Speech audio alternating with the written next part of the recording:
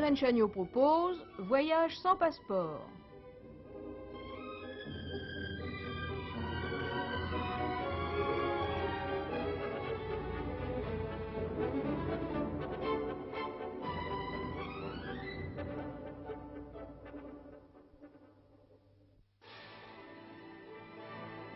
Le chemin de fer franco-éthiopien traverse d'abord, pendant des heures, des terres désertiques et inhospitalières.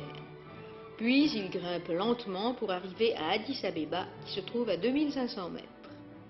Addis-Abeba est une des plus hautes capitales du monde, avec La Paz en Bolivie et la ville sainte au Tibet, Lhasa. En sortant de la gare, toute la ville s'étale devant nous. Addis-Abeba est aussi étendue que Paris en guise de bois de Boulogne. Il y a des forêts d'eucalyptus au milieu de la ville. Voici les jardins du palais impérial d'Addis-Abeba. Là va avoir lieu la fête de la croix de l'empereur. Cette cérémonie rappelle, ou plutôt commémore, l'arrivée, il y a environ 600 ans, d'une parcelle de la croix du Christ.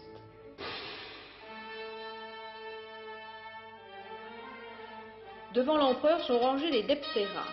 Ce sont à la fois les danseurs et les chanteurs de l'église, et en même temps, ils connaissent les secrets de la magie et de l'astrologie et fabriquent des amulettes.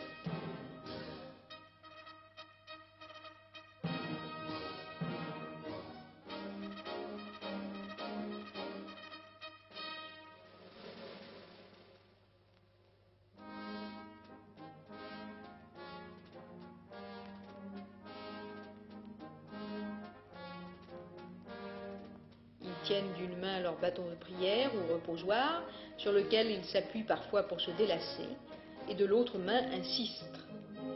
Le maniement du sistre pendant leur danse est semblable à celui des prêtres de l'antique Égypte qui figurent sur les bas-reliefs de l'époque pharaonique. Leurs voix sont rythmées par le tintement de ces sistres et par des coups de tambour frappés avec la paume de la main. Les chants des depteras sont des psalmodies vieilles de 15 siècles, savantes et graves, très étrangères à des oreilles européennes. Selon les uns, c'est ainsi que David dansait devant l'arche. Selon les autres, elle est une réminiscence païenne héritée de l'antique Égypte.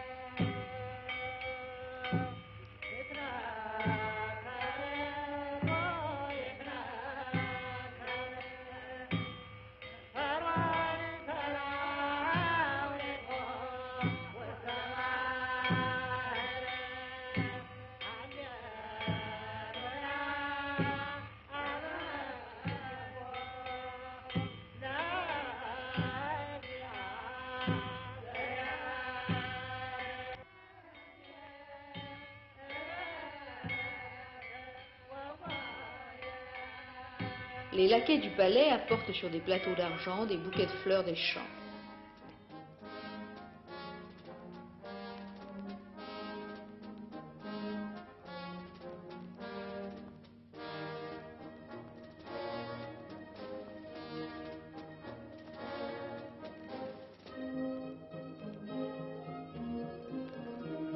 Les plateaux circulent dans l'assistance et chacun reçoit son bouquet. La distribution des fleurs donnant à chacun son printemps est l'aspect païen d'une cérémonie par ailleurs essentiellement chrétienne, comme l'atteste cette croix d'or, richement ciselée.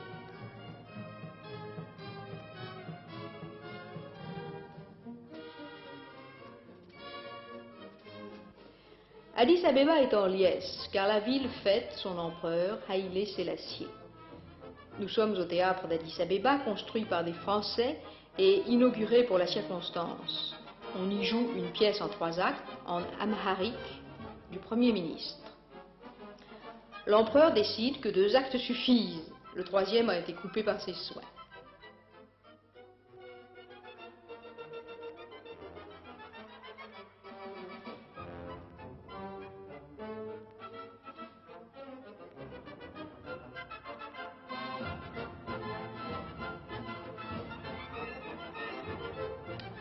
Devant la porte de l'église Saint-Georges, un vieux guerrier prie pour son empereur. Il tient d'une main son bouclier d'hippopotame serti d'or et de pierreries, et de l'autre sa lance. Sur sa tête, une coiffure en poil de singe et de pendentifs en or. Sur le parvis, 2 aides de garde du corps en grande tenue attendent l'empereur, qui va recevoir dans un instant l'Abouna, vêtue d'une chape blanche. Une peau de lion sur les épaules, voici le chef des gardes du corps à droite de l'empereur.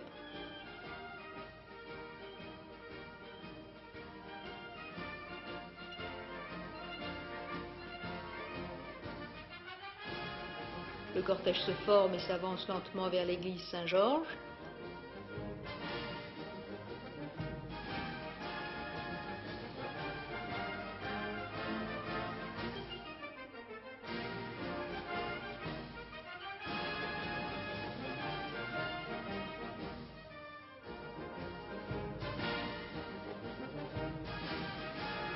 En tête, l'Abouna, puis l'empereur, la poitrine barrée de rubans de l'ordre de Salomon, en uniforme de maréchal et coiffée du bicorne à plumes, l'impératrice suivie de ses dames d'honneur, ensuite le prince héritier et sa femme, le ministre de la Défense nationale, le Premier ministre et toute la suite.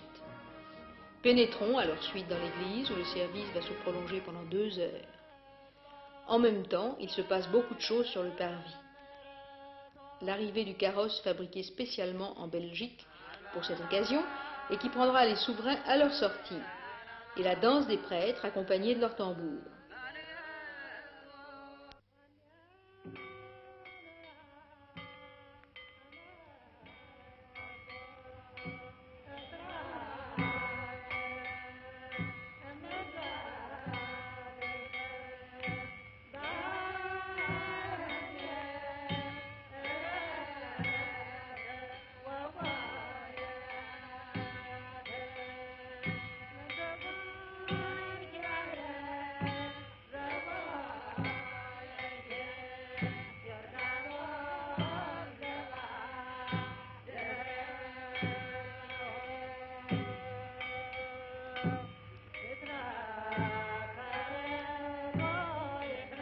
Sortie du clergé tout en noir, à l'issue de la cérémonie religieuse, des rafraîchissements sont servis sous une tente.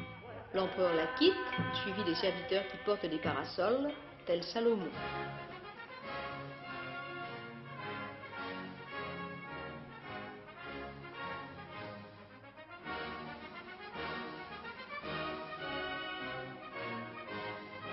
Suit le corps diplomatique.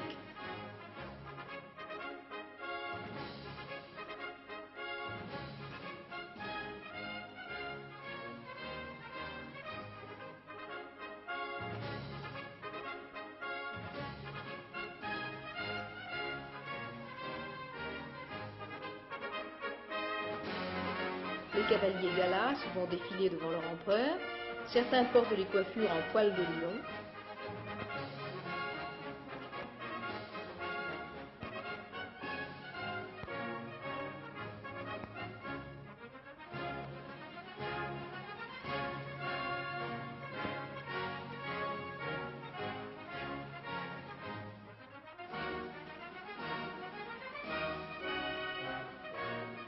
Après avoir traversé la ville, nous franchissons les grilles du palais impérial le peuple tout entier a acclamé son souverain, qui, en 25 ans de règne, l'a mené de la barbarie au temps moderne.